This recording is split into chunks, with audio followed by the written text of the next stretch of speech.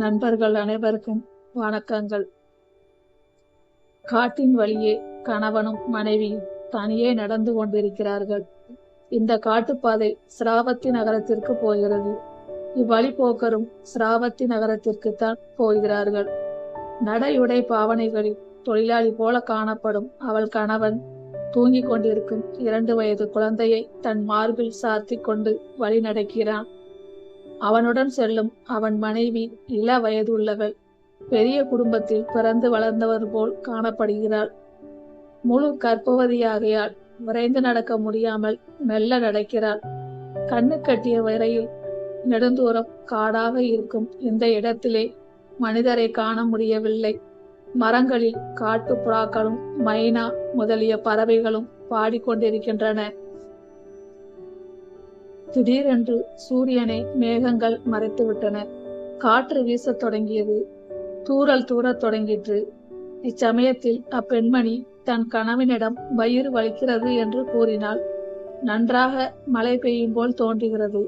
நடுக்காட்டில் மக்கள் நடமாடாத இடத்தில் மழை பெய்கிற வேளையில் அவளுக்கு பிரசவ காலம் ஆரம்பித்து விட்டது. தங்குவதற்கு அங்கே இடமில்லை.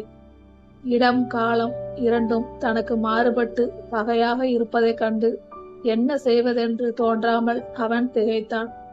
வீட்டிலேயே தங்கியிருந்தால் இந்த சங்கடம் ஒன்றுமில்லையே என்று எண்ணினான். அவன் மார்பில் தூங்கிக் கொண்டிருந்த குழந்தை விழித்து கொண்டு அழ ஆரம்பித்தது. சிறு குடிசை ஒன்றை காட்டுங்கள் என்றாள் அவள். ஆம், அதை தவிர வேறு வழியில்லை. குழந்தையையும் அவளையும் ஒரு வேப்ப மரத்தடியில் விட்டுவிட்டு குடிசை கட்ட கிளைகளையும் புல்லையும் கொண்டு வர விரைந்து சென்றான். தூறலாக இருந்த மழை நன்றாக பெய்ய தொடங்கிற்று. அவளுக்கு பிள்ளை பேறு தொடங்கிவிட்டது. வயிறு நொந்தது. அந்தோ பாவம், உதவி செய்ய அருகில் ஒருவரும் இல்லை. காற்றடித்தால் என்ன, மழை பெய்தால் என்ன, காட்டில் உதவி இல்லாமல் மரத்தடியில் இருந்தால்தான் என்ன? இவற்றையெல்லாம் இயற்கை எண்ணி பார்க்கிறதா? பிரசவ வேதனை மும்முரமாக இருந்தது. காட்டில் சென்ற கணவன் இன்னும் வரவில்லை. மழையும் விடவில்லை. பிரசவ நோய் பலப்பட்டு கடைசியாய் பிள்ளை பேரும் உண்டாயிற்று. பிறந்த பச்சிளங்குழந்தையை மழையில் நனையாதபடி மார்பில் அணைத்து கொண்டு மற்ற குழந்தையையும் அருகில் அணைத்து கொண்டு கவிழ்ந்து குனிந்து கொண்டாள். மழை கொட்டோ கொட்டோ என்று கொட்டி கொண்டிருந்தது. போன ஆள் இன்னும் திரும்பி வரவில்லை. அவனுக்கு ஏதேனும் ஆபத்து நேரிட்டதா? அல்லது அவளை கைவிட்டு எங்கேனும் போய்விட்டானா? தான் நேசித்த தன் கணவன் தன்னை இந்நிலையில் கைவிட்டு போய்விட்டிருந்தால்?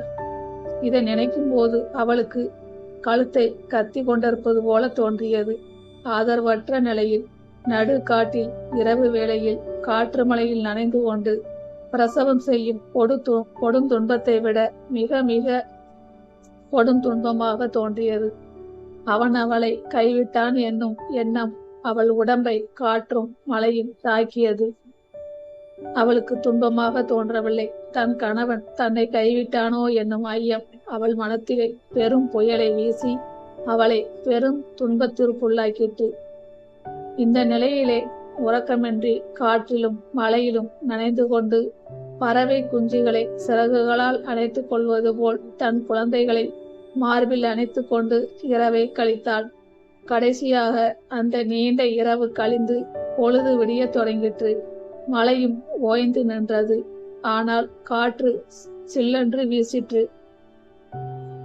தன் கணவன் திரும்பி வராதது அவள் மனத்தை வாள் கொண்டு அறுப்பது போல இருந்தது. காலை வெளிச்சத்தில் அவள் குழந்தைகளுடன் அவனை தேடத் தொடங்கினாள். அவன் சென்ற திசையாக சென்று தேடினாள். சிறிது தூரத்திலே ஒரு மேட்டின் மேல் ஓர் ஆள் விழுந்து கிடப்பதை கண்டாள். ஓடோடி அருகில் சென்று பார்த்தாள். அந்தோ பரிதாபம்! தன் கணவன் பிணமாக கிடப்பதை கண்டாள். அவன் பக்கத்தில் புல்கட்டுகள் கிடந்தன. வெட்டி போடப்பட்ட சில களைகளும் கிடந்தன. அவன் காலில் இரத்தம் வடிந்திருந்தது. அருகில் இருக்கும் புற்றிலிருந்து பாம்பு அவனை கடித்திருக்க வேண்டும். ஆகவே அவன் விஷம் ஏறி பிணமாய் கிடைக்கிறான். இந்த காட்சியை கண்டவுடன் அவளுக்கு சந்தோஷமும் துக்கமும் கலந்து அவள் உள்ளத்தை தாக்கின. அவள் கணவன் அவளை கைவிடவில்லை என்று நினைக்கும் போது உண்டானது சந்தோஷம். அவன் குடிசை கட்ட புல்லையும் கிளைகளையும் வெட்டியிருப்பதே அவளை அவன் கைவிடவில்லை என்பதற்கு சான்று. பாம்பு கடித்து இறந்ததற்காக உண்டானது துக்கம். அவள் மனம் பொறாமல் அவன் மேல் விழுந்து அழுதாள். ஓவென்று கதறினாள். காடும் கரையும்படி அழுது புலம்பினாள். இந்த நடுக்காட்டில் இவளுக்கு ஆறுதல் கூற ஒருவரும் இல்லை. நன்றாக பொழுது புலர்ந்து விட்டது. வெயில் காயத் தொடங்கிற்று. இப்போது வானத்தில் மேகங்கள் இல்லை. மனத்துயரம் தாங்க முடியாமல் தான் இருக்கும் திக்கற்ற நிலையை நினைத்து நெஞ்சுருகினாள். தான் இப்போது செய்ய வேண்டியது என்ன என்று சிந்தித்தாள். சிராவத்தின் நகரம் சென்று தன் உறவினரை அழைத்து கொண்டு வந்து இறந்தவனை அடக்கம் செய்வதை தவிர வேறு வழி இல்லை என்று எண்ணினாள். ஆகவே குழந்தைகளை தூக்கி கொண்டு காட்டு வழியே நடந்தாள். சிராவத்தி நகரத்திலே பெரிய பிரபு ஒருவர் இருந்தார். அந்த பிரபுவுக்கு ஒரே பெண்ணும் ஒரே மகனுமாக 2 மக்கள் இருந்தனர். மகள் பெரியவளாக வளர்ந்து மனம் செய்யும் வயதை அடைந்தாள். வயதடைந்திருந்த அவள் அந்த மாளிகையில் வேலை செய்யும் ஏவலாளர்களில் ஒரு வாலிபனுடன் கூடா ஒழுக்கம் கொண்டாள். பிரபு அவளுக்கு தக்க இடத்திலே திருமணம் செய்ய ஏற்பாடு செய்தார். இதை அறிந்த அந்த பெண் தன் காதலனாகிய வேலைக்காரனுடன் ஒருவரும் அறியாமல் புறப்பட்டு ஒரு கிராமத்திற்கு போய்விட்டாள். கிராமத்திலே அப்பிரபுவின் மகள் அவனுடன் வாழ்ந்து வந்தாள். அவன் ஏதோ தொழில் செய்து அவளை காப்பாற்றி வந்தான். சில மாதங்களுக்கு பிறகு அவள் வயிறு வாய்த்தாள். சூழ் முதிர முதிர அவள் தனக்கு உதவி செய்ய ஒருவரும் இல்லாததை அறிந்து தன்னை தன் பெற்றோர் வீட்டிற்கு கொண்டு போய் விடும்படி தன் கணவனிடம் கூறினாள். பெற்ற மனம் பித்து என்பார்களே, தன் குற்றத்தை தன் பெற்றோர் மன்னித்து தன்னுடைய பிள்ளைப்பேறு காலத்தில் தன்னை கவனிப்பார்கள் என்று அவள் அவனிடம் சொன்னாள். ஆனால் அவனுக்கு அழைத்து செல்ல மனமில்லை. ஆகவே நாளைக்காகட்டும் பிறகு ஆகட்டும் என்று காலம் கடத்தி கொண்டிருந்தான். பிரசவ காலம் நெருங்கிவிட்டதையும் தன் கணவன் தன்னை தாய் வீட்டுக்கு அழைத்து கொண்டு போக மனமில்லாமல் இருப்பதையும் அறிந்த மனைவி தன் தாய் வீட்டிற்கு சிராவத்தி நகரத்திற்கு போவதாக அக்கம் பக்கத்தில் இருந்தவர்களிடம் சொல்லிவிட்டு தன்னந்தனியே புறப்பட்டு சென்றாள். செல்லும் வழியில் ஒரு கிராமத்தை அடைந்த போது அவளுக்கு பிரசவ வேதனை உண்டாயிற்று. அந்த கிராமத்திலே ஒரு வீட்டிலே தங்கி ஒரு குழந்தையை பெற்றாள். பிள்ளைப்பேறு உண்டாகிவிட்டபடியால் இனி தன் தாய் வீடு போவது பயனற்றது என்று கருதி அவள் குழந்தையுடன் தன் கணவன் வீட்டிற்கு திரும்பி வந்தாள். 2 ஆண்டுகளுக்கு பிறகு மறுபடியும் அவள் வயிறு வாய்த்து சூழ் கொண்டாள். 9 மாதம் நிறைந்து 10வது மாதம் ஆனபோது தன் தாய் வீட்டில் போய் பிள்ளைப்பேறு பெற வேண்டும் என்று விரும்பினாள். தன் விருப்பத்தை கணவனிடம் கூறினாள். அவளை அவள் பெற்றோரிடம் அனுப்ப அவனுக்கு விருப்பந்தான். ஆனால் அவர்கள் முகத்தில் விழிக்க வெட்கப்பட்டான். ஆகட்டும் ஆகட்டும் என்று சில நாட்களை கழித்தான். பிரசவ காலம் நெருங்கவே அவன் அவளை சிராவத்தி நகரம் அழைத்து கொண்டு போக உடன்பட்டு குழந்தையையும் அவளையும் அழைத்து கொண்டு போனான். ஏழை ஆகையால் வண்டியில் போக முடியாமல் கால்நடையாகவே அழைத்து சென்றான். பல கிராமங்களை கடந்து சிராவத்தி நகரத்திற்கு 3 கால் தூரத்தை அடைந்தான். அவ்விடம் காட்டு வழி. அக்காட்டு வழியை கடந்தால் சிராவத்தி நகரத்தை அடையலாம். காட்டு வழியாக வரும்போதுதான் மேலே கூறியபடி விடாமலை பிடித்து கொண்டது. பிரசவ வேதனையும் உண்டாயிற்று. அவள் தங்கி பிள்ளைப்பேறு பெறுவதற்காக சிறு குடிசை ஒன்றை கட்டுவதற்காக காட்டில் சென்றான். சென்று கிளையை வெட்டும் போது பாம்பு கடித்து இறந்து விட்டான். அவளும் மலையிலும் காட்டிலும் நனைந்து கொண்டு மரத்தடியில் நள்ளிரவில் தன்னந்தனியாளாய் பிள்ளையை பெற்றாள். பொழுது விடிந்ததும் அவளை தேடி கொண்டு போய் பாம்பு கடித்து இறந்து கிடப்பதை கண்டாள். சிராவத்தி நகரத்தில் தன் பெற்றோரிடம் சென்று யாரையேனும் அழைத்து வந்து இறந்த கணவனை அடக்கம் செய்ய வேண்டும் என்பது அவளுடைய எண்ணம். அவள் தன் 2 குழந்தைகளையும் தூக்கி கொண்டு வழி நடந்தாள். ஓட்டமும் நடையுமாக நடந்து நெடுந்தூரம் வந்தாள். காட்டு வழியை கடந்து விட்டாள். வழியில் ஒரு சிற்றாறு குறுக்கிட்டது. சாதாரண காலத்தில் இதில் தண்ணீர் இருப்பது அருமை. எல்லோரும் காலால் நடந்தே இந்த ஆற்றை கடப்பது வழக்கம். ஆனால் நேற்று இரவு பெய்த மழையினால் ஆற்றில் வெள்ளம் கரை புரண்டு ஓடி கொண்டிருந்தது. வெள்ளத்திலும் கஷ்டத்தோடு ஓர் ஆள் இதை கடந்து விடலாம். ஆனால் 2 குழந்தைகளை தூக்கி கொண்டு ஆற்றை கடக்க அவளால் முடியவில்லை. ஆகவே அவள் சற்று சிந்தித்தாள். 2 வயதுள்ள பெரிய குழந்தையை இக்கரையில் உட்கார வைத்துவிட்டு அவள் கை குழந்தையுடன் வெள்ளத்தில் இறங்கி மெல்ல மெல்ல அக்கரைக்கு சென்றாள். சென்று புல்லின் மேல் அக்குழந்தையை கிடத்திவிட்டு பெரிய குழந்தையை அழைத்து கொண்டு வருவதற்காக இக்கரைக்கு வரும் பொருட்டு வெள்ளத்தில் இறங்கினாள்.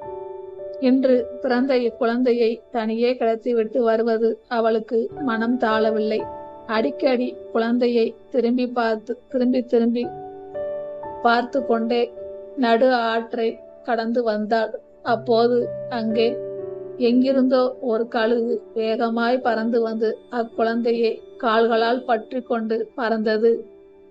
புதிதாக பிறந்து செக்க செவேலென்று இருந்த அக்குழந்தை கழுகின் கண்ணுக்கு மாமிசம் போல் காணப்பட்டது. நெடுந்தூரத்திலிருந்து பார்க்கக்கூடிய கூர்மையான பார்வையுடைய கழுகு எங்கிருந்தோ இதை கண்டு வேகமாக பறந்து வந்து ஒரேடியாய் கொண்டு போய்விட்டது.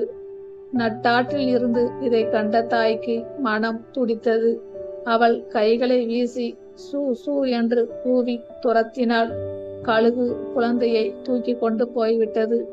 அவளுக்கு உலை நடுங்கிற்று, மனம் பதறிற்று, உயிர் துடித்தது.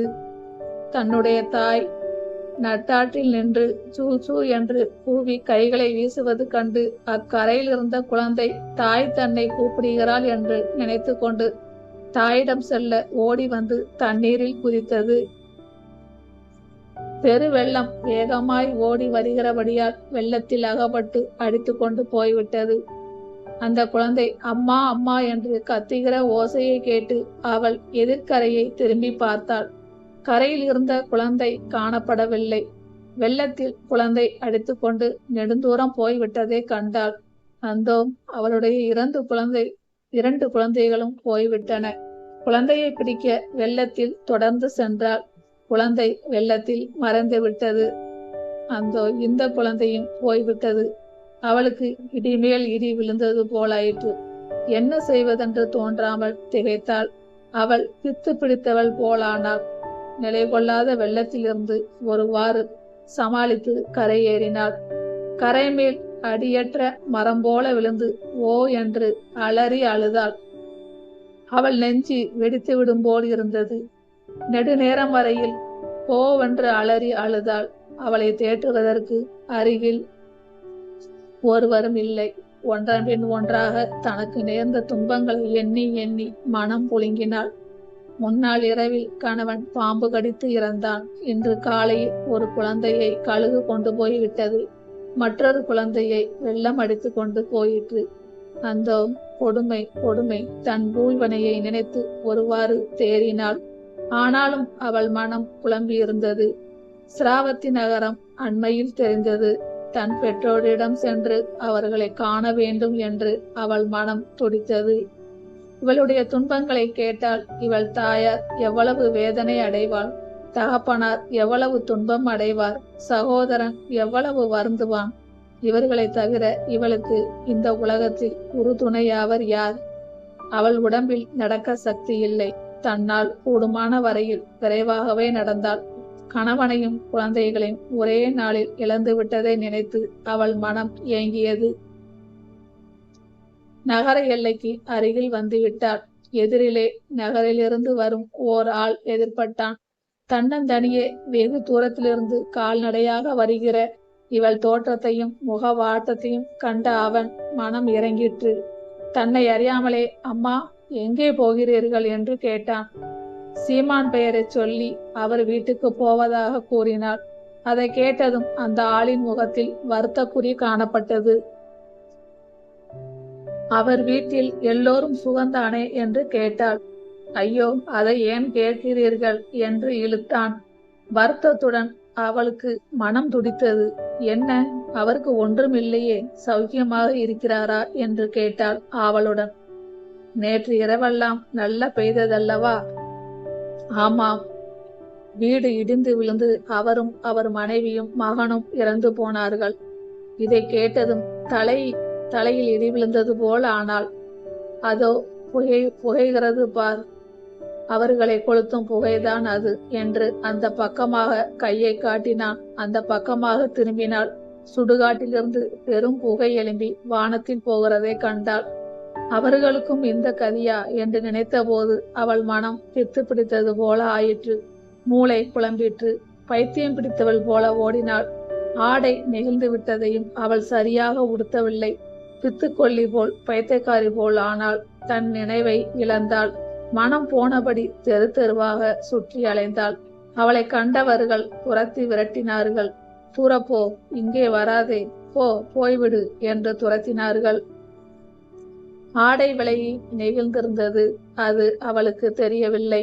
உணவையும் உறக்கத்தையும் மறந்தாள். இரவு பகல் என்று இல்லாமல் எப்போதும் திரிந்து அலைந்து கொண்டே இருந்தாள்.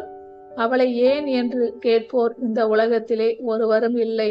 அவள் ஏன் இந்த நிலையை அடைந்தாள் என்று ஒருவரும் யோசிக்கவில்லை. இவளை பற்றி கவலைப்பட யாரும் இல்லை. இவ்வாறு பல திங்கள் கழிந்தன. பகவான் புத்தர் சொற்பொழிவு செய்து கொண்டிருக்கிறார். பௌத்த பிக்குகளும் நகர மக்களும் அமர்ந்து பகவர் அருளும் அறமொழிகளை செவிமடுத்து கொண்டிருக்கிறார்கள். தற்செயலாக படசாரி அவ்விடத்தில் ஓடி வந்தாள். கூட்டத்தில் நுழைய பார்க்கிறாள். அங்கிருந்தவர்கள், இங்கே வராதே, அப்படி போ, எட்டி போ என்று விரட்டினார்கள். புத்த பெருமான் கண்டார். அவள் மனம் துன்பத்தினால் குழப்பம் அடைந்திருப்பதை அறிந்தார். அவளை விரட்டாதீர்கள், அவள் இங்கே வரட்டும் என்று அருளினார். கூட்டத்தில் அவளுக்கு வழிவிட்டார்கள். கூட்டத்தில் புகுந்து வந்து பேந்த பேந்த விழித்தாள். கூட்டத்தில் அமைதி. என்ன நடக்கப் போகிறது என்றறிய கூட்டத்தில் ஓர் ஆவல். அவளை படசாரி என்று கூறினார்கள். படம் அல்லது படாம், துணி நழுவின துணியோடு நடக்கிறவள் என்பது பொருள். புத்தர் அவளை பார்த்து, குழந்தாய், உன் மனத்தை சிதற விடாதே, மனத்தை தன் நிலையில் நிறுத்து என்று உரத்த குரலாகவும் கம்பீரமாகவும் கணீர் என்று அருளி செய்தார் பகவான் புத்தர். அவர் குரலில் ஏதோ மந்திர சக்தி பொருந்தியிருப்பது போல தெரிந்தது. அக்குரலில் ஓர் ஆணை கட்டளை துணித்தது. இந்த கட்டளை வந்த ஓசை வழியே படசாரி மெல்ல மெல்ல முகத்தை திருப்பினாள். அவள் கண்கள் பகவர் முகத்தில் பதிந்தன. 2 நிமிடம் அவர் முகத்தையே அவள் பார்த்தாள். அந்த முகத்தில் எப்போதும் உள்ளது போல சாந்தியும் தெய்வீக ஒளியும் காணப்பட்டன. எல்லோரும் அவளுடைய முகத்தையே பார்த்தனர். அவள் கண்களில் நிலைத்திருந்த பயங்கர தோற்றம் சிறிது சிறிதாக மறைந்துவிட்டது. முகம் சாந்தம் அடைந்தது. சிதறி உடைந்திருந்த அவள் மனம் குவிந்து இயற்கை நிலையை அடைந்தாள். தன் உணர்வு வரப்பெற்றாள். அப்போதுதான் பெருங்கூட்டத்தின் இடையிலே தான் நிற்பதையும் தன் உடை கிழிந்து விலகி அரை நிர்வாணமாக இருப்பதையும் உணர்ந்தாள். உடனே வெட்கத்தினால் தலை குனிந்து உடம்பை 2 கைகளினாலும் மூடிக்கொண்டு அவ்விடத்திலேயே உட்கார்ந்து கொண்டாள். கூட்டத்தில் இருந்த யாரோ ஒருவர் துணி ஒன்றை அவள் மேல் எறிந்தார். அதை எடுத்து அவள் உடம்பில் சுற்றி போர்த்தி கொண்டு எழுந்தாள். நேரே சென்று புத்தர் திருவடிகளில் விழுந்து வணங்கினாள். குழந்தாய், எழுந்திரு என்று அருளினார் பகவர். அவர் எழுந்து நின்று தன் மனத்தில் பதிந்து கிடக்கும் துயரத்தை அவருக்கு கூறினாள். தன் கணவர் பாம்பு கடித்து இறந்ததையும், ஒரு குழந்தையை கழுகு தூக்கி கொண்டு போனதையும், இன்னொரு குழந்தையை வெள்ளம் கொண்டு போனதையும், தன் தாயும் தந்தையும் தம்பியும் வீடு இடிந்து இறந்து போனதையும் அவள் அவரிடம் கூறி கண்ணீர் உகுத்து மனம் புழுங்கினாள். கனிவோடு கேட்ட பகவர் அருளினார். குழந்தாய், நீ அடைந்துள்ள துன்பம் பெரிதுதான். நீ சிந்திய கண்ணீரும் பெரிது. சற்று சிந்தித்துப் பார். பிறந்தவர் இறப்பது உலக இயற்கை. இதற்கு முந்தைய பிறப்புகளில் நீ உன் சுற்றத்தாருக்காக சிந்திய கண்ணீரை கணக்கு பார்த்தால் அது ஒரு கடலுக்கு சமானமாகும். மனம் கலங்காதே, அறிவை சிதற விடாதே. உலக வாழ்வின் இயல்பை சிந்தித்துப் பார். பிறந்தோர் உருவது பெரிய துன்பம், பிறவார் உருவது பெரும் பேரின்பம். பிரபா நிலையாகிய வீடு பெற்றை அடைவதற்கு முயற்சி செய்வாயாக என்று அருளி செய்தார். அவள் மனம் இயற்கை நிலையை அடைந்தது. சிந்தித்து பார்த்து பகுத்தறியும் நிலையை அடைந்தாள். அவளுக்கு இருந்த பைத்தியம் மனுமருச்சி நீங்கிவிட்டது. படசாரி அன்று முதல் நாள்தோறும் பகவான் புத்தர் அருளும் திருமொழிகளை சிரமணங்கி செவிசாய்த்து கேட்டு வந்தாள். ஒரு நாள் பகவரை வணங்கி தன்னை பௌத்த சங்கத்தில் சேர்த்து அருளும்படி வேண்டினார். புத்தர் பெருமான் படசாரியை தேரி சங்கத்தில் அனுப்பி துறவு கொடுக்க சொன்னார். தேரியரிடம் துறவு பெற்ற படசாரி முழு ஞானம் அடைந்து பேர் போன பௌத்த பிக்குணியாக விளங்கினாள். இறுதியில் வீடு பேற்றை அடைந்தாள். மனிதனாக பிறப்பதே இன்ப துன்பங்களை அனுபவிப்பதற்காகத்தான். இதிலிருந்து விடுபட வேண்டுமானால் மனம் பக்குவப்பட வேண்டும். பிறந்தோர் வருவது பெரிய துன்பம், பிறவார் வருவது பெரும் பேரின்பம். பிறவா நிலையாகிய வீடு பேற்றை அடைவதற்கு முயற்சி செய்யுங்கள் என்று புத்தர் கூறுகிறார். இந்த வீடியோ பதிவு பிடிச்சிருந்தா நம்ம சேனலுக்கு ஒரு லைக் பண்ணுங்க. அப்படியே நம்ம சேனலை சப்ஸ்கிரைப் பண்ண மறக்காதீங்க. இந்த கதையின் மூலம் நீங்கள் தெரிந்து கொண்ட கருத்துக்களை கமெண்ட் பாக்ஸில் தெரியப்படுத்துங்கள். மீண்டும் அடுத்த வீடியோ பதிவில் சந்திக்கலாம். நன்றி.